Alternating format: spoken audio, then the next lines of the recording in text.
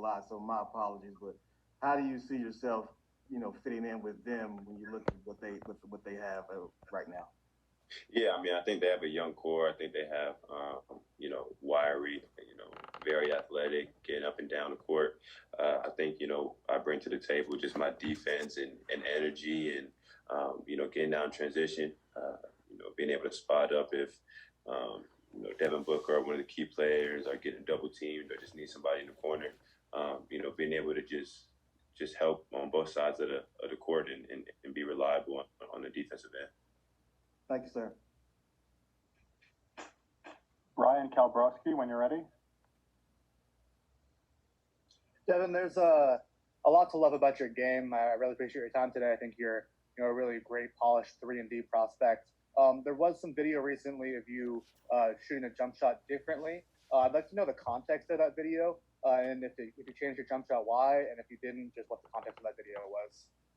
Yeah, I haven't changed my jump shot. I felt like there's no reason to change my jump shot at all. I think at the end of the day, it was the end of the workout, and we were just shooting from a lot deeper from the regular NBA 3-point line, and I just think it's from the angle that she took it. I think it made it seem like I caught the ball behind my head a lot further than I normally do, but I've never attempted to change my jump shot and won't change it because I've had a lot of success with the jump shot that I have right now. Thank you. I appreciate your time. Fred Katz, when you're ready. Hey, Devin. How you doing, man? Doing good. How about yourself? Good, thanks. Just one quick question for you. I know you get all these, but have you had any contact at all via Zoom or anything with the Wizards? I have. Yes, sir, I have. Was able to talk to them and, had, great conversations with them in their front office. And, I think, they're a great team and a great organization. And it'd be a blessing for me to go there and play for their team. I'm curious, what is their interview strategy like? Who did you talk to? What's the vibe of that interview like? So I talked to a bunch of guys, from their front office, and they talked to me, and we talked about kind of how I fit there, and talked about my role at Florida State, and how I could come in and help their team, and just being myself and bringing that same energy and same effort to their team. If I was blessed enough and fortunate to be drafted by them, I think that their interview process went great with them, and everything's been good with them. So, we'll see what happens. Mark Medina, when you're ready. Hey, Devin, thanks for doing this. What have been your main takeaways of what this pre-draft process has been like, given how unique it's been? Just kind of for me, just with everything going on, just stay focused, stay the course. The draft was pushed back, of course, from the original date. Then it got pushed back from the 16th or 17th to November 18th. So just stay the course, stay focused. There's going to be obstacles. There's going to be a lot of stuff that goes on in life. But as long as you stay the course and keep working, keep your head down, and keep the right people around you, that everything will be good and you'll be successful. Spencer Davies, when you're ready. Hey, Devin. Just curious, what's this been like to go through with Patrick? Having a teammate and you guys both being mocked in the first round, and has there been any conversations about who's going to go first in a little competition there? Patrick Williams is a great talent. He's probably one of my closest friends I had at Florida State. We talk pretty often, and I think this is a great and a unique experience for both of us to be able to go through. I wouldn't say it's a competition at all. I'd be just happy if I went before him or if he went before me. I think it would just be a blessing for both of us and just a great opportunity for us. And I think that we're both going to have tremendous careers in the NBA. So I'm rooting for him just as much as he's rooting for me. Justin Quinn, when you're ready. Hi, Devin. Have you had the chance to meet with the Boston Celtics in any capacity? I have. I actually did a Zoom call with them, and I did a workout with them. Could you maybe give us a little bit of background on how that went? Yeah, I mean, I think it went really well. The workout went really well. The Zoom call went really well.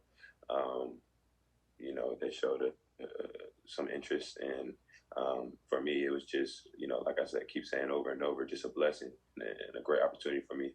I think that anywhere that I go, I'll be able to fit and help a team right away. So, me being able to talk to them and kind of show them what I've been working on over this 6 or 7 months of quarantine, I think really helped. Thank you. Tom Hall, when you're ready. Thanks. Devin, what do you think are going to be the biggest challenges for you and areas to work on moving into the NBA? I think I definitely got to get stronger.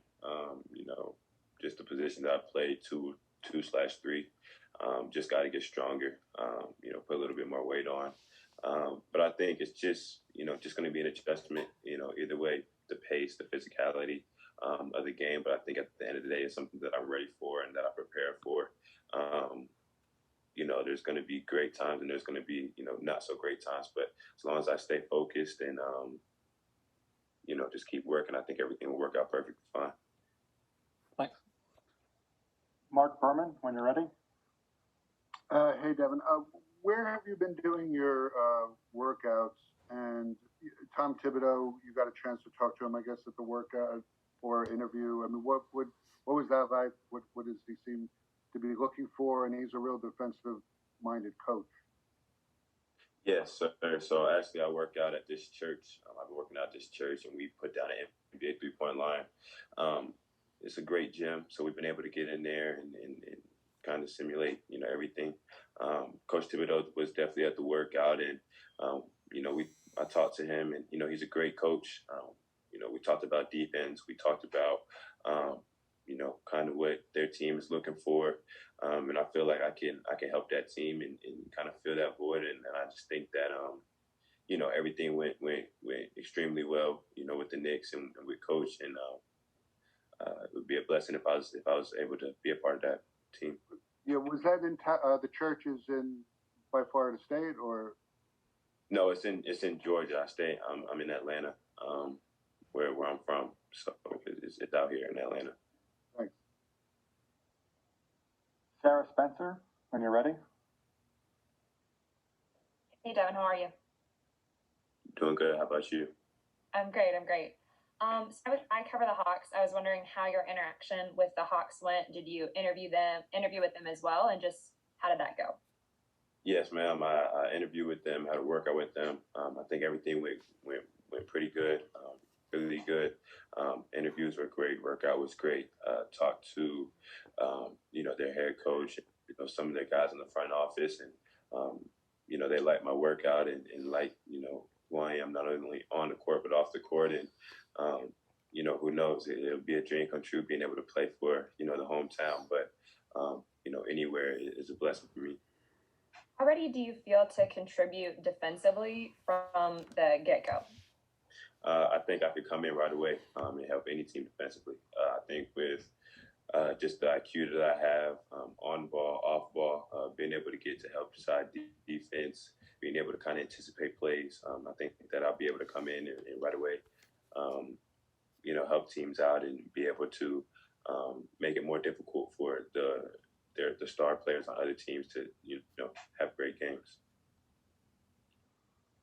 I got time for a couple more for Devin. Chris Fedor, when you're ready. Hey, Devin. Thanks for doing this, man. Of course. Going back to that video of your jumper, how often have you felt the need to address that with teams during workouts and the interview process? Actually, at first when it happened, I probably was talking to multiple teams about it. As I started having workouts, some teams asked me about the video, but where everything was fine. I'm talking to the teams and everybody's saying I didn't change my jumper. I think that it was a great thing. The video came out and literally the next week teams were able to come in and see. So if there was any questions or they had anything, it's one thing to be able to say it over the phone or over the camera, but once you see it in person and realize nothing changed and everything is fine, it's almost something that I can laugh about now. And you mentioned that you wanted to show teams in the workouts some of the things that you've been working on for the last 5-6 months. What specifically are those things, Devin? Just, my ball handling, getting my shot off quicker, being more consistent from the three-point line, getting to my spots mid-range, being able to finish at the rim, being more athletic, just a bit of everything, really. Last question for Devin from David Esser, when you're ready. Hey, Devin. David Esser here with Philly Sports Network. I was curious, have you had any contact with the Philadelphia 76ers up to this point? No, sir, I haven't. Thank you so much. We can do one more. Let's go with Dan Savage, when you're ready. Could you talk about the growing number of FSU alums in the NBA, and do you have any relationship with Jonathan Isaac of the Orlando Magic? Yeah, I think it goes to show the talent that Florida State is bringing in year out. Terrence Mann, Fiona Kelly were there my freshman year, and they're able to go to the NBA. Jonathan Isaac comes to Florida State, I'd probably say when I was there, probably twice. Came probably like 2 or 3 times when I was at Florida State. We were able to talk to each other and pick each other's brains, but we don't talk as much as some of the former teammates that I had, and players like Bacon who come back a little bit more often. All right, thank you, Devin, for your time today. Thank you, everyone, for joining. Devin, if you could hang around.